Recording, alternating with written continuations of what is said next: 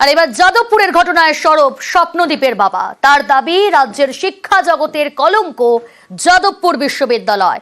কেউ শৃঙ্খলা মানে না। 2023 সালে যাদবপুরের হোস্টেলে স্বপ্নদ্বীপের দেহ উদ্ধার হয়। র্যাগিং এর অভিযোগ ওঠে। এবার যাদবপুরেই শিক্ষামন্ত্রীকে নিগ্রহের ঘটনায় সরব স্বপ্নদ্বীপের বাবা। যাদবপুর বিশ্ববিদ্যালয় পশ্চিমবঙ্গের শিক্ষা জগতের কলঙ্ক। আজকে যাদবপুরে যেসব ঘটনা ঘটেছে, কোন ভরসায় মানুষ তার সন্তানদের ওখানে পড়াশোনা করতে পাঠাবে?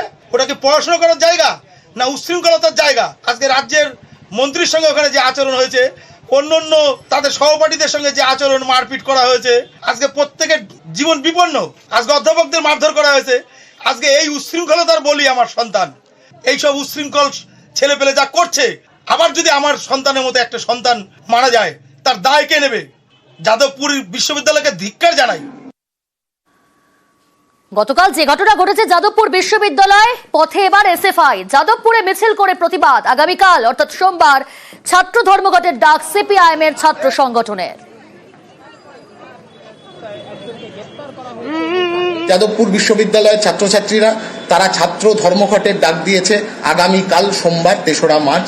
ভারতের ছাত্র ফেডারেশনের পক্ষ থেকেও সেই ধর্মঘটের প্রতি সংহতি জানিয়ে বিশ্ববিদ্যালয়ের অভ্যন্তরে এই ধরনের ক্রিমিনাল অ্যাক্টিভিটির বিরুদ্ধে ব্রাত্য বসুর গ্রেপ্তারির দাবিতে আগামীকাল রাজ্যের সমস্ত বিশ্ববিদ্যালয়, আই রিপিট, রাজ্যের সমস্ত বিশ্ববিদ্যালয়ে ধর্মঘট পালন করবে এই রাজ্যের ছাত্রছাত্রীরা।